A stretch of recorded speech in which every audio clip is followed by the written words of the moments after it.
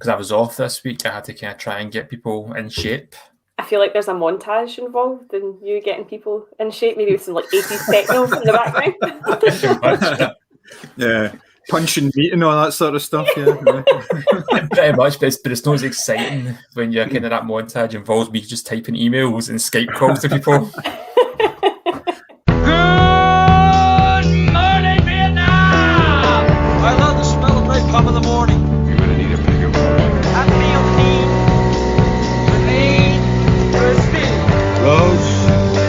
When we're going, we don't need roads. Snakes. Why'd it have to be snakes? I'm Spartacus! I'm Batman. I am the father. I feel like I'm sitting in darkness, but it's because I've had to shut the blinds because the sun is like absolutely blinding. So I know, sunshine, eh? Right. I don't know what it's that not is. It's not often I get sunlight in this room, just by the kind of positioning of the house. So it's nice to actually get natural light in. I've usually got a lamp on, and I've kind of this weird red glow off it. It makes it look as if I'm fucking some kind of alcoholic, which would be fitting for today's topic, but. Oh dear. I was going to say natural sun. I was like, you'll be getting a tan. I know. Before my vitamin T tablets in the bin. Vitamin D, sorry. Don't know what vitamin T is, but hey. No, it's that. Well, do you know what? That could be something to do with just you as a person. That could be like a Tinder chat-up line. Need some vitamin T in you. Vitamin T. Oh dear. Are we doing just a question? Like, because I know this movie's actually coming out in the cinema, isn't it, in June? So, how spoilery are we going? I think there's enough to talk about without spoiling the sort of last third of the film, because you can talk right up until at least the halfway point, probably beyond that actually, because you're able to talk about like the relationships they have with other people, like Mad's relationship with his wife and his family and all that, without really. I mean, it's fairly inevitable. If you start talking about it, you realize what's going to happen. But we'll be able to kind of talk it out. We don't need to talk about the whole finale and everything, although I wanted to talk about Jazz Ballet, but I don't know if I'm going to be able to, you know. I haven't had the soundtrack off since I watched it. Like, I just think it's just one banger after the other, because it flips from like, we'll talk about it, like, you know, beautiful little classical piano pieces to just like this wee Danish punk band at the end. I just, love it. Okay. Yeah, I think in terms of kind of spoilers, you can talk about how far they take the experiment up until the point where they're pushing it, but not necessarily the consequences that follow. Yeah. Because we think about it as well, from a plot point of view, not a lot really happens. No. In the grand scheme of things. It's not, I don't mean this in a bad way, but it's not anything that we haven't seen before. No. You know, the consequences of alcohol consumption have been fairly well documented up to this point. So I mean, we all live in the west of Scotland, so Yes. yeah. Oh, I'm reading that Chernobyl book you recommended, Simmy. It's fucking grim. Oh, so it's not half, is it? Christ. We got into the chat when I started the chapter that basically started with people's skin falling off. I was like, oh, fuck. This isn't light reading. No, it is not. I'm still holding tonight for a reduction on the Wong Kar-wai set. John? Well, the BFI shop are offering 15% discount, which takes it down to about £135. Ooh. Did you see that? We're talking about the Wong Kar-wai 8 Blu-ray set. Mm-hmm. I don't think it's even... Is it 4K as well? I'm not sure. So. I don't think it was. Yeah, 150. The I mean, it's nice and everything, but no. Yeah, I'm just not ready to make... I'm not ready to make the leap with 4K, like deep 4K Blu-rays and stuff like that. Quite happy with my Blu-ray just now. Yeah. Or a Sky will show something in like standard definition, and it looks terrible. I actually sometimes think they downgrade stuff because I've got VHSs. Yeah, cause I found like old VHSs I was kind of looking through, and the quality was better than some of the stuff Sky puts on. Yeah, I must admit, when we were watching, because I think Amazon are taking the Shield off Prime, so we bought the box set. And see, when you actually see the DVD menu of something that came out like 20 years ago, it's really shit. Yeah, it's not good, is it? I was going to say it's something like Microsoft Paint, but I don't want to piss off Bill Gates just in case John gets his vaccination. Then he hears us. Right. April's going to be a big month for you, John. A haircut, a vaccine. What is that? It's my cat calendar, and it's all we kind of funny cat drawings.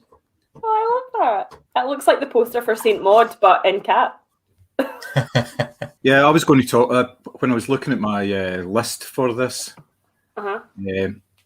For the top three, I thought I could have talked about that film Rose's Wedding, the one about the Spanish woman who marries herself, because that's a midlife crisis, but I've already talked about it. So Actually, to be fair, I don't think there's any issue with kind of crossover as long as you can find something new to talk about it on. Yeah. Like, if I ever talk about, say, like Falling Down, for example, I was going to pick that, but I didn't think it really... I don't think it's a midlife crisis he's going through. I think it's just he just snaps. I think it would have happened at any point in his life. Yeah. But you know, if you're going to talk about, say, like that is a midlife crisis, but also talk about it's a breakdown film, there's not really a lot of differences there. No, but it's a midlife crisis is a breakdown in a way, really, isn't it? It's not as not quite as serious, you know. I think if you can look at it, because I might have talked about The Wrestler before, but not in the way I'm going to talk about it. Yeah, just now. Yeah, I think you did, but I think it was for something. It wasn't non-linear narrative, but it was something. It wasn't a theme. It was more of a sort of film concept. I think I remember. Yeah, that's more character based. I think you can get away with it if one of our 3 listeners got in touch and kind of mentions it. Then tough. Yeah. In fairness, The 40-Year-Old Virgin's definitely not a midlife crisis either. It's just a film that for some reason still makes me laugh. Yeah, let's be honest, we all Googled midlife crisis films, and the same films all came up. We looked at the ones we've seen or remembered in my case. That's why I try to steer away from it. Some of mine are a wee bit loose. One of the characters in mine is only 38 years old as well, so that fits in with Tony Stark as well, sense of age, you know. Okay, so I've been watching a lot of telly over the last wee while because obviously I watched a lot of films from the Glasgow Film Festival, which we talked about previously, so I won't bother talking about those again. Been taking advantage of the fact that now Star is on Disney Plus, so I've been having a look at some of those shows. There's a show called Next, which is a drama about an artificial intelligence taking over the world, which actually sounds quite promising, and it's reasonable, but it was actually cancelled after 1 season. It was made maybe about 2 years ago. It's John Slattery is in the main role, and it's actually pretty decent. I'm quite enjoying it. They're showing it on a week-by-week basis, even though it's all previously been screened. I think it was cancelled after 2 episodes, you know, the way that US TV tends to do that. They spend millions and millions of dollars on something and then cancel it right away when they don't get the viewing figures that they really want. So that's actually quite good. I've been completely binging The Expanse on Amazon Prime. It's a sort of a hard sci-fi series. It's based on a series of books. I think there's 5 seasons on it. I'm almost at the end of season 3. Now, to put that in context, about 5 days ago, I was at the end of season 1. So I've watched a fair amount of it, and it's cracking. It's really, really good. First season's okay. It's about like a detective mystery. It's a missing girl. It's Thomas Janeway is a detective in it, but there's various other people in it as well. And there's also like this sort of conflict going on. Mars has been colonized, so Earth and Mars are in conflict, and there's people who actually live out in space in the belt, it's called, and they're all in conflict with each other. And then this life form appears within the solar system, and it all kind of kicks off because they all want a piece of it and everything. And it's absolutely cracking. As I say, first season was okay, but apparently the book, the climax of the first book didn't actually happen until I think about midway through the second series. So you're looking at it and you're going, whoa, you know, so you're not expecting something big to happen maybe 3 or 4 episodes in. But yeah, really worked. I've obviously been watching The Crown. It's all Charles and Di, you know, I was catching up and all that. So that was pretty good as well. I watched the Right Stuff. Don't know if you've seen that. It's on Disney Plus as well. It's on the National Geographic channel. It's based on the Tom Wolfe book from the mid-80s about the space flights and everything. It's all got to do with the sort of first astronauts, the first US astronauts. It was a film back in the late 80s as well. It was a really good film. TV series is really good as well because it expands on certain elements of it. It's sort of good because there's 10 episodes. It's got room to breathe. There's a lot going on with it. It's pretty good. Enjoyed that. Film-wise, watched Mary Poppins Returns. I hadn't seen that when it came out. Loved that movie. Really, really funny, really good. I was surprised. I didn't think it would be like anywhere near as good as it was. Yeah, just cracking movie. Loved all the dance numbers and things like that. It's obviously got big shoes to fill with the original Mary Poppins, but yeah, it certainly worked. As I said to you both last week, I watched Barb and Star go to Vista Del Mar, a comedy film from Kirsten Wiig. It's brilliant. It's really, really fun. It's really, really strange. It could almost fit into our category of midlife crisis. It's two 40-something-year-old women who they work in I think it's a furniture shop they work in. They get made redundant, so they decide to go on holiday. And when they're on holiday, they meet up with this super assassin who is there to end the world, basically, to plant a virus that's going to end the world. And it's just mental. It's just absolutely mental. It's really, really good. It's kind of, you kind of get a real sense of how good it's going to be in the first couple of minutes when Barb and Star are with all their other suburban housewife types, and they're having their club, and they're having hot dog soup and things like that. It's just, yeah, really good.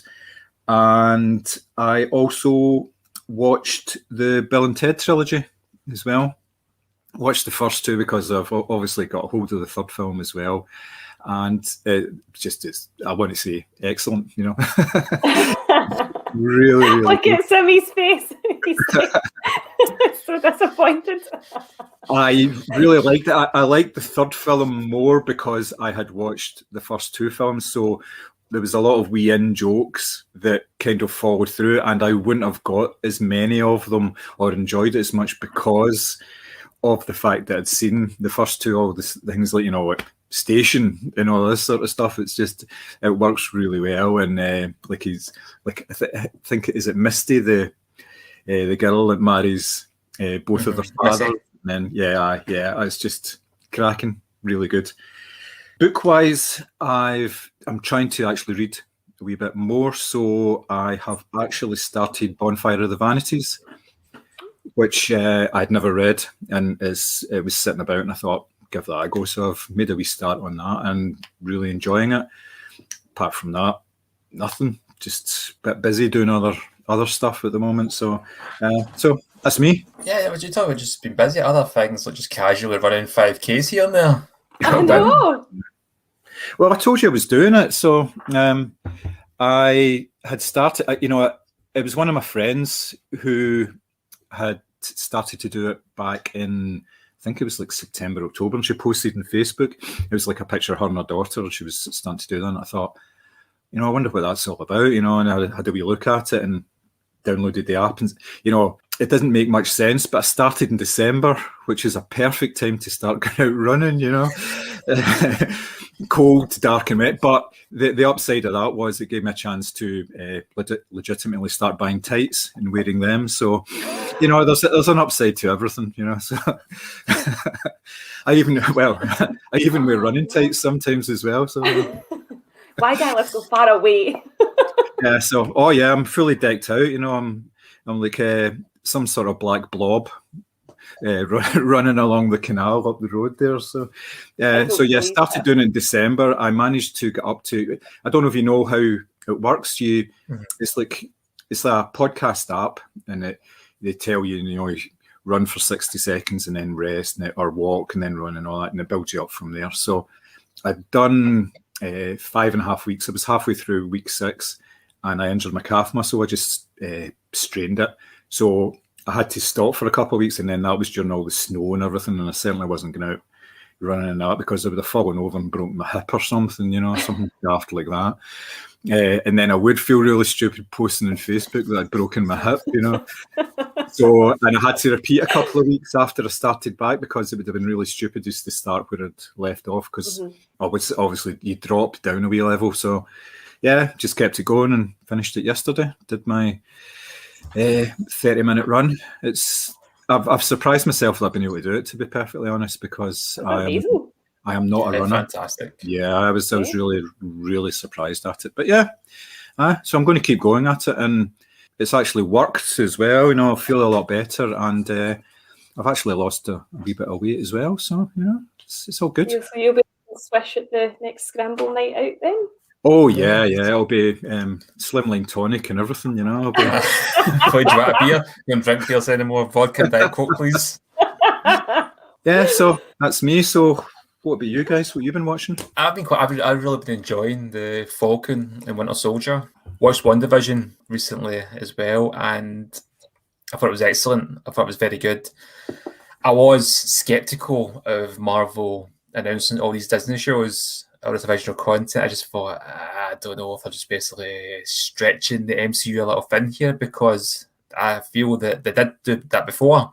I didn't feel they had too many shows, and the quality differed greatly from show to show, and it just was difficult to kind of watch everything. But I enjoyed WandaVision, and again, I was skeptical. The Falcon and Winter Soldier, I think it's been absolutely excellent so far. It's only 2 episodes down. Third episode gets released to time of recording, and I'm surprised at how mature the themes and storyline is. I was expecting just some kind of kids show. I'm not going to lie, even though the film's necessarily aren't like that, especially if you take into account the Winter Soldier movie. But yeah, I think it's really good. I think the acting's great, the storyline's excellent, and I'm looking forward to see where that goes.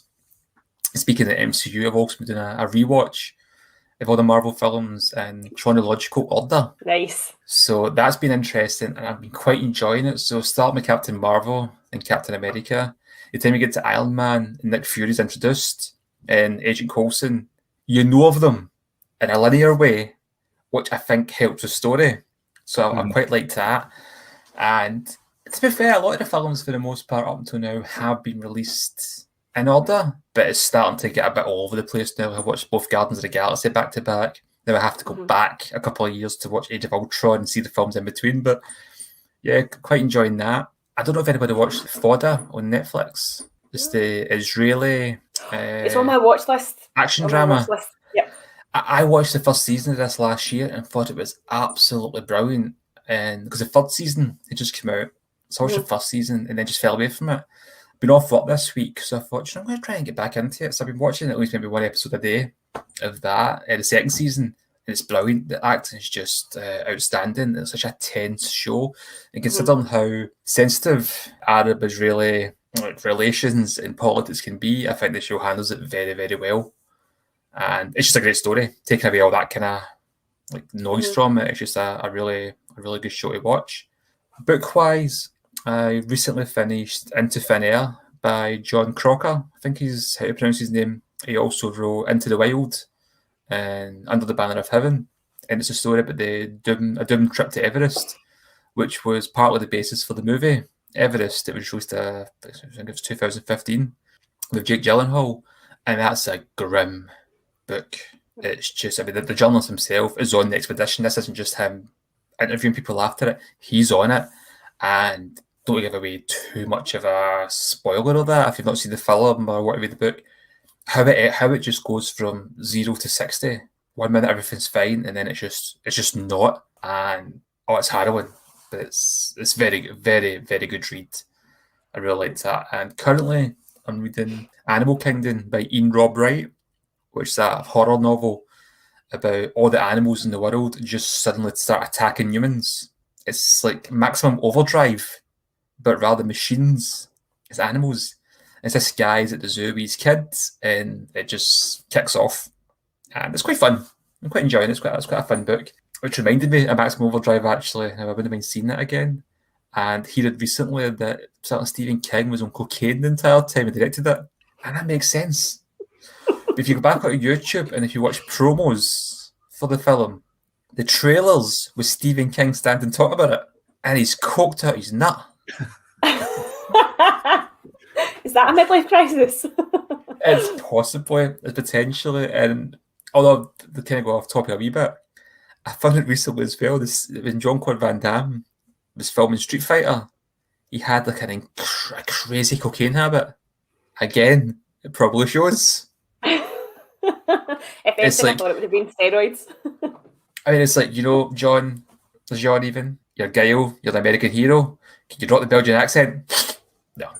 Don't do that. Yeah, I think that's what I've been really kind of up to. Sorry, I'm just not over that Jean-Claude Van Damme impression there. I mean, have you seen Street Fighter? No, I'm not really a big Jean-Claude fan, Jeez. believe it or not. And I've watched a few Steven Seagals, and that's about as trashy as my action movie viewing has got. John, you've seen Street Fighter, I'm sure. Yeah, it was a long time ago and it was rubbish. But yeah, it was rubbish in a good way. Yeah, it's horrific. I mean, it's like nothing like the game for starters, which is strange. It's absolutely mental what the plot's actually about. But it does, like most of these really bad films, have a really good villain in Raul Julia doing a very good performance.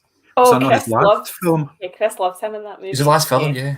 Yeah. It was the last film. But he's not even kind of like good in the bad way. He's genuinely very good in it, as very good actors seem to manage to like salvage something, like Masters of the Universe and Frank Langella playing Skeletor. It's a brilliant performance, but it's an absolutely atrocious movie.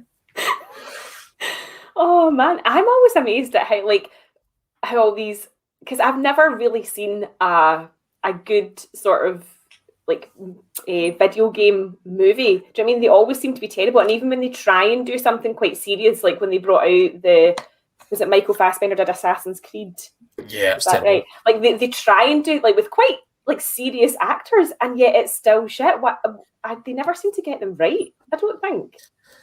Sonic was good. It was the recent one with James Marsden. All right, okay. Yeah, that was a lot of fun. It's hardly a high bar, but that's arguably the best video game adaptation they've done, and it's one of the biggest ones as well because how massive a character Sonic is. Mm-hmm. The Hitman films were okay. They were fine.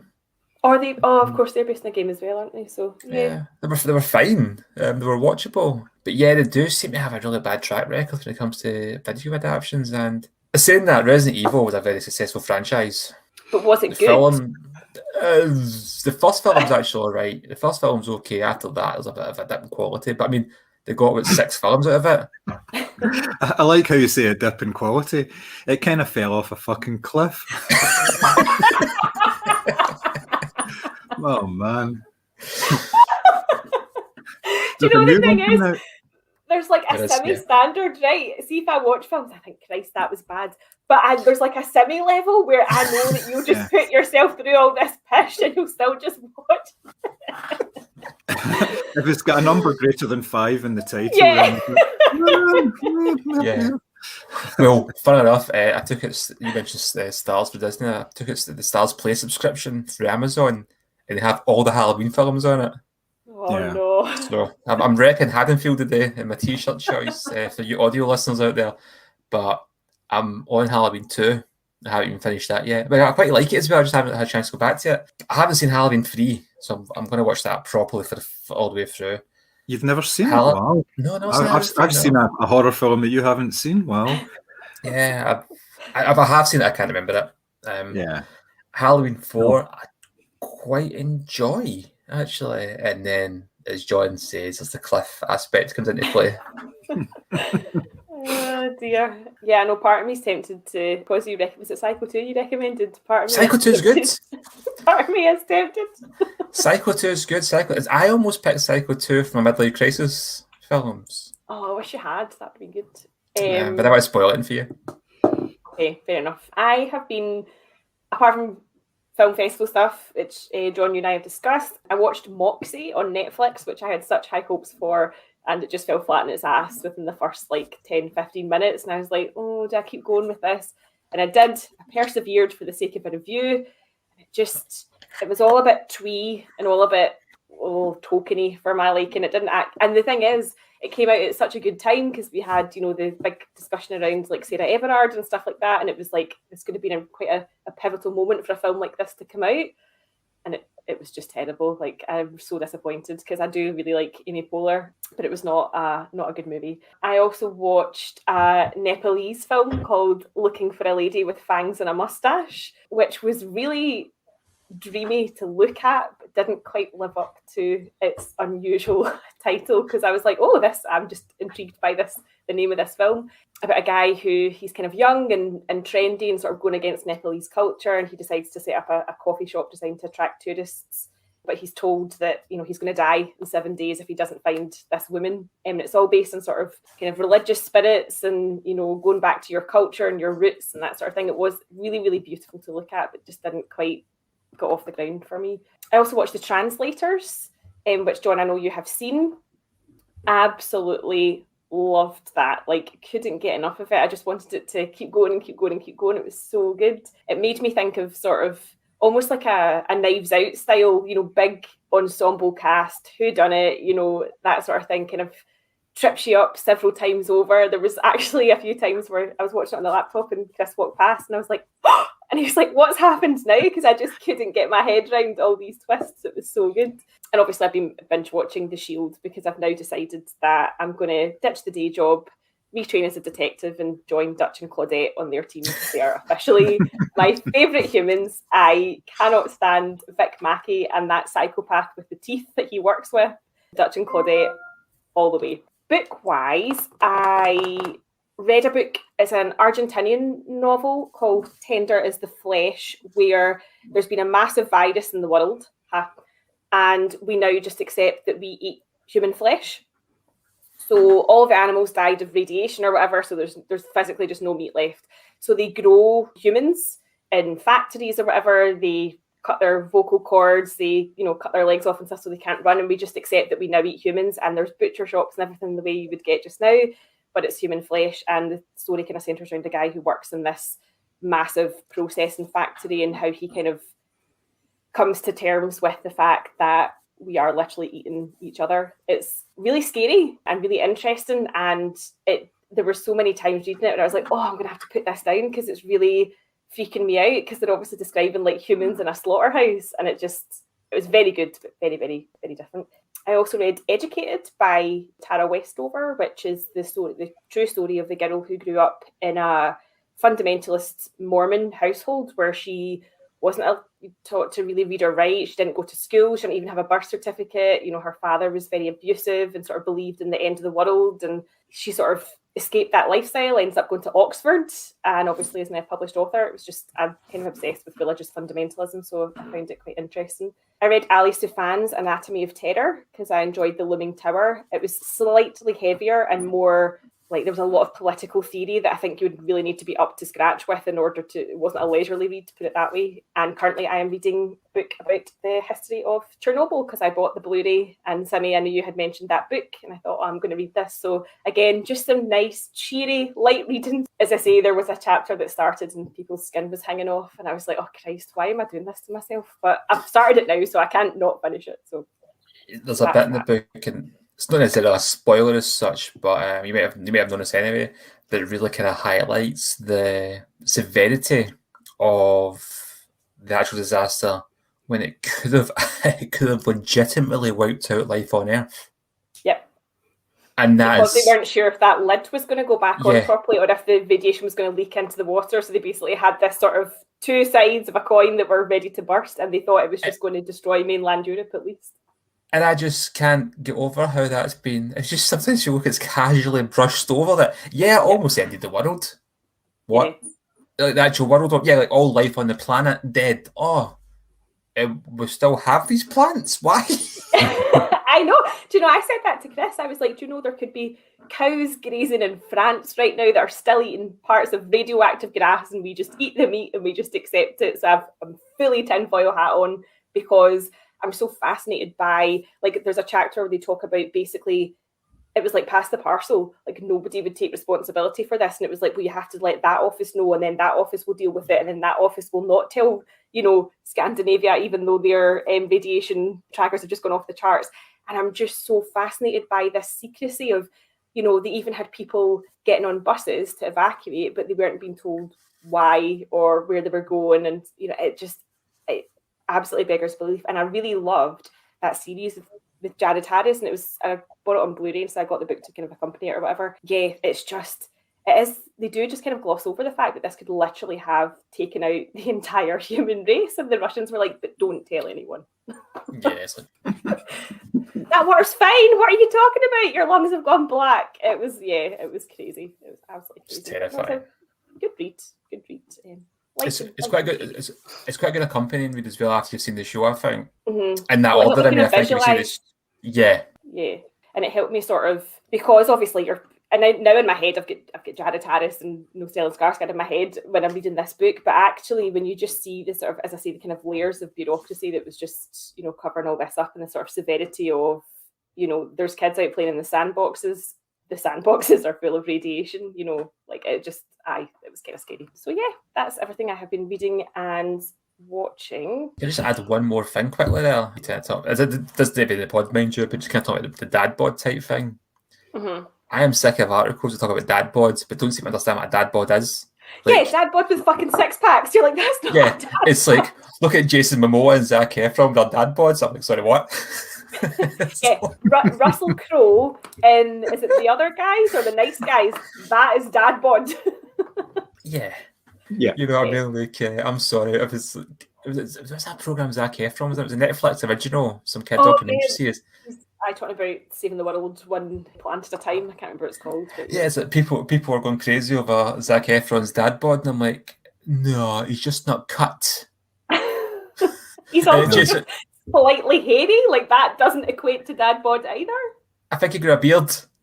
Yeah, grew a beard and drank a bit of water. That's probably the extent of it. Aye, Jason Momoa's dad bod. Where is this dad bod? Is it hiding under his rippling muscles? Oh dear! They're just perpetuating unrealistic body mass for men. Listen, and apparently ever since Instagram became a thing, male eating disorders have shot up, and I can totally believe that. But do you know what? I think it was I was watching like clips from like Graham Norton or something like that. I was obviously awake at like 3 a.m, and Henry Cavill said that he doesn't drink water for 3 days before he's going to do a shoot where it involves like serious muscle. So you can literally see like every sinew and vein in his body because he's like been vacuum packed almost. That's what I was saying about Zac Efron. It's exactly the same as him. Zac Efron in Baywatch did exactly the same thing. He didn't drink for about a day and a half or something. It's not healthy. Or no, all good for you. Well, Hugh Jackman did exactly the same thing as well, and apparently the guys in 300 were all doing that as well. See, I'm not going to say there's a fair comparison between how women's image is treated compared to men. But I am quite happy looking at, say, a Chris Evans, a Zac Efron, The Rock, Hugh Jackman, and that in these superhero films, and they're absolutely muscly and the built and sitting going, yeah, look, fuck all like that. I'm cool with that. Don't tell me Jason Momoa or Zac Efron or Hugh Jackman in between filming is a dad bod, and I should look at that. That's just. They don't sit on their couch picking crisp crumbs out their belly buttons in between movies. Look at Henry Cavill. You're not wearing a top when you're eating crisps, mind you, than anything else. Oh man, I'm telling you, that's I said to Chris, because I spent so much time in the past year like online and looking at myself through a Zoom call. As soon as it opens up, I'm getting my forehead done. I'm getting like an eye lift. I'm getting my lips done. I'm sick of looking at my old face all the time. What? So I'm getting done to your forehead? Or are you getting it elongated, squashed? I want everything Botoxed to fuck. I want everyone to just. By the time it gets to our wedding, I want to look like the Bride of Wildenstein. No, I'm just kidding. No, you like make it work.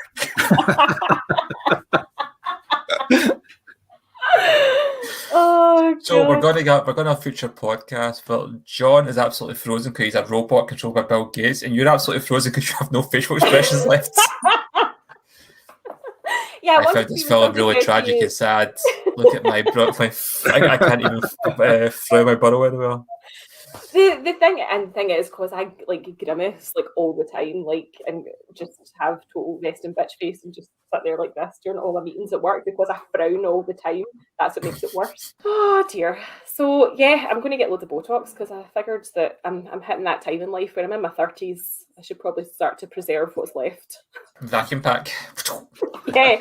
Oh, I just think that's so dangerous. Like, I honestly drink like a camel. Like, I drink stuff all the time, like cups of tea, water, juice, whatever. I can't imagine not fucking drinking for 3 days. Yeah. Oh, it's crazy scary because it affects their health so many different ways. And That's what happens. These guys end up having all sorts of problems. Look at Tom Hanks developing really bad diabetes. Basically, and a lot of that had to do with the fact that he was putting on weight, taking off weight, all these crazy diets and things like that. Christian Bale will be dead, and like he's has taken it to extreme. Are you not hallucinating like when you're not drinking for like days on end? Surely you're just out of your mind. I mean, fucking no shit, sure, that can't be healthy, but I'm just gonna try to think of the actual how bad that must be for you. I mean, I can't even go a few hours without a drink of water. I mean, that's the opener to the pod. It could be. No, you're right. It's really unhealthy, but these people, it's all got to do with validation, isn't it? They want to be in the best shape that they can be, you know? Or more, it's not even the best shape they can be. It's extreme. It's beyond the best shape they can be. They're perpetuating an ideal that's virtually unobtainable. I'm sure it was Tom Hardy that said that he was not going to take on any more roles that required him to bulk up quite substantially. He said because he's only like 5'7" or something, and he basically said that I don't think it's not osteoporosis, but he's done something where he basically his bones have started to like crumble because he's put too much bulk on his frame. I think it was maybe for Warrior or stuff like that. So he's actually said he's not going to take on roles like that anymore, which is interesting. Yeah, I mean, because you look at Warrior, he's fucking jacked. But you look at Dark Knight, and he's huge. He's also quite big in that as well, but he's not like bodybuilder cut type way, like six pack in that. He's just like massive. But he's like a strongman type body. I didn't realise he was that short.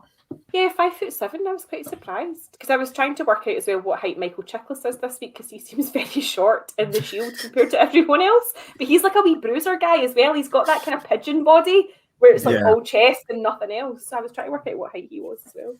You would have thought that going ahead, you wouldn't get these sort of extremes of weight loss and gain anymore because there are ways to do it using technology rather than... Well, that was a big criticism with the 300 film where they were saying, because if through these really rigorous training programs and stuff, clearly I didn't realise it was as bad as that, mind you. And they were saying, because it's not just CGI some muscle, and I'm like, well, fair play the fact that they actually went through that to look at that. Maybe not to the extent of their health, mind you, but also given that we can't CGI off a mustache, how confident are we that studios could CGI in some abs? Yeah, but look at Chris Evans in the first Captain America when he was. That's because he made him look smaller. Yeah, he was skinnier and smaller, and then obviously he was. But yes, there are ways to do it now. But... Samuel Jackson and Captain, not the only from Captain Marvel, Samuel Jackson. That looks like a young man playing him. Yeah. That's so good. Except when he runs. Yeah, the Irishman's got that thing as well.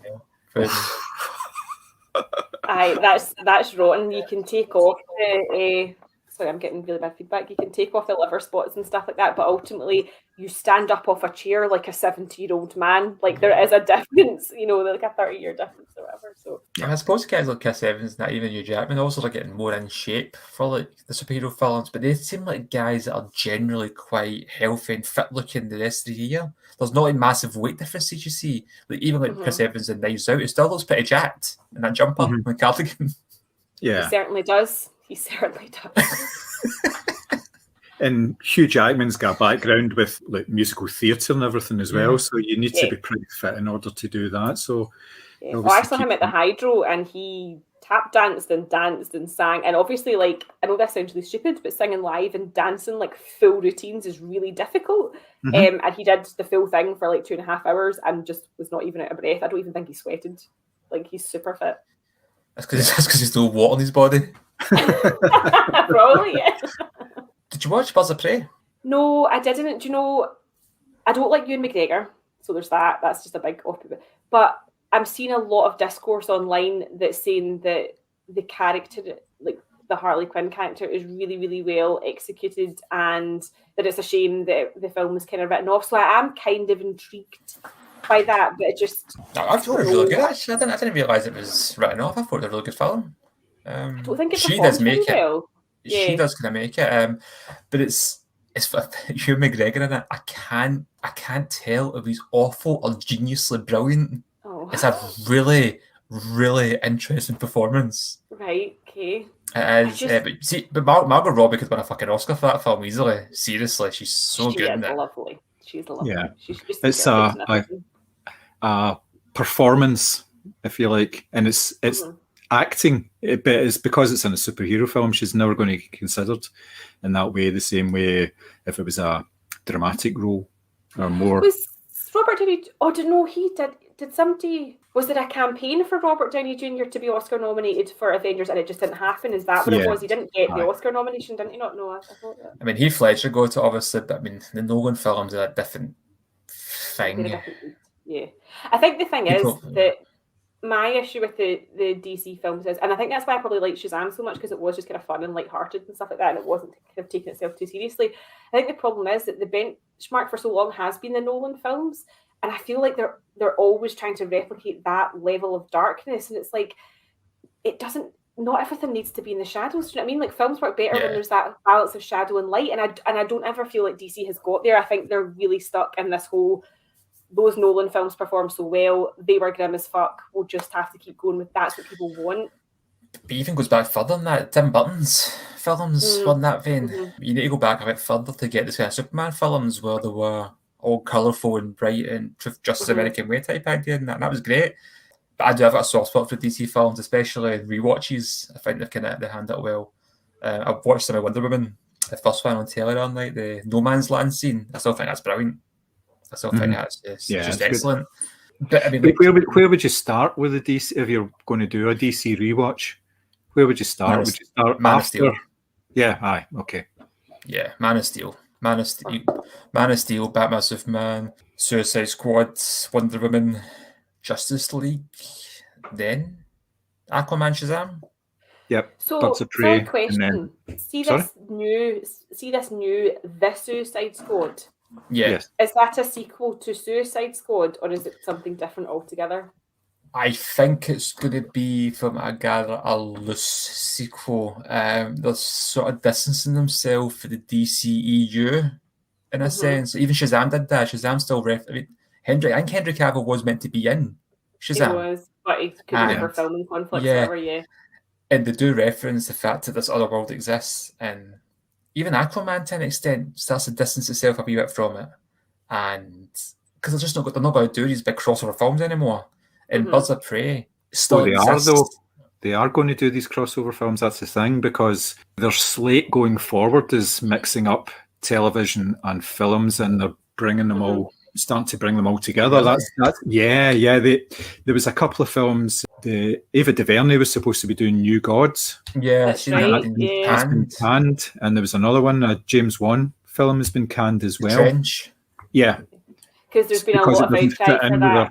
Yeah, because that's two minority directors, and it's like, but there's money for the Snyder Cut, so there's a lot of minority discourse around that as well, of just anger over those being canned. Well, say with the Snyder Cut, with the Snyder Cut, to be fair, it's like I remember because there's videos on YouTube I sent me. It's critics years ago saying the Snyder Cut doesn't exist. These fanboys are fucking fantasists. These same people that are reviewing the film. There's been a real snobbishness with the Snyder Cut up until its pre-production stuff. It costs about 30 million, 50 million at a push to finish. Films like New Gods in that are going to cost a lot more. I don't think it's a fair comparison. It's the same. It's kind of hard to judge the box office. I don't take away the HBO Max thing. The Snyder Cut will make money because it's already made money from the Joss Whedon cut. Yeah. Anything else is a bonus on top of that. It didn't cost them a lot to finish it. Yeah, and it was used in order to really launch HBO Max. It was a way of getting subscribers more than anything. But the racial thing doesn't really play either, because both directors have other projects at DC ongoing just now anyway. So it's not as if they didn't. Oh, listen, I'm not just saying that. I'm just saying that's what I have seen. There's a lot of sort of angry kind of backlash to that particular thing. So HBO Max in the UK, is that a thing yet, or is that just still through your Sky Atlantic? Well, because HBO programs through Sky Atlantic, but not the app. That's going to be really problematic if our cinemas don't open up. Like, if I don't get to see the Many Saints of Newark, I will cut a bitch. Well, that's the thing, because obviously it's Snyder Cut through Sky Cinema, but Godzilla vs. King Kong hasn't been. That's a 16, 17 quid to rent. I'm like, nah, thanks. I really want to see it, but I don't want 17 quid to see it. It's been getting great reviews as well for I know it looks great. Yeah, I think it's a case by case basis with these films at the moment. Yeah, it feels crazy though to be given like, I mean, can you imagine if this was in reverse though? Seriously, can you imagine if, like, so for example, cinemas open up here next month. Can you imagine if we started getting like loads of big movies and they just weren't being released? Like, there's no fucking way that would happen. So I don't understand why it's happening in reverse. They are getting the movies. The movies are opening in US cinemas. Yeah. And on HBO Max. They're on HBO Max for a month and then they come off it again. So it's like a limited run on it. So just to try and get people to actually sign up for it. But they are getting cinema releases at the same time because Godzilla did something like $10 million at the US box office, which doesn't sound like an awful lot of money considering you usually have like 40, 50 million openings. But it is considering there's still a lot of places that are not open, like New York isn't open and things like that. So it's not going to be that much different here. We're going to get them in the cinemas.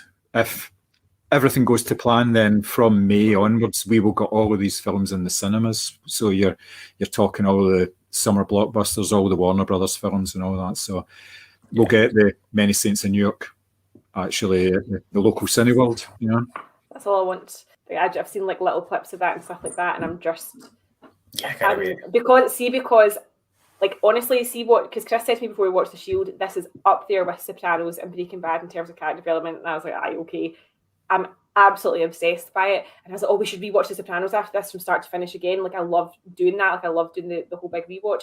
And I was like, I have this idea in my head because The Sopranos is like up here that I need this movie to come and meet it, because if it doesn't, I am going to be a mess. I know it needs to be good. It has to be brilliant. I think it will be good. I think it'll be good. It's not going to be the greatest film ever, let's be honest.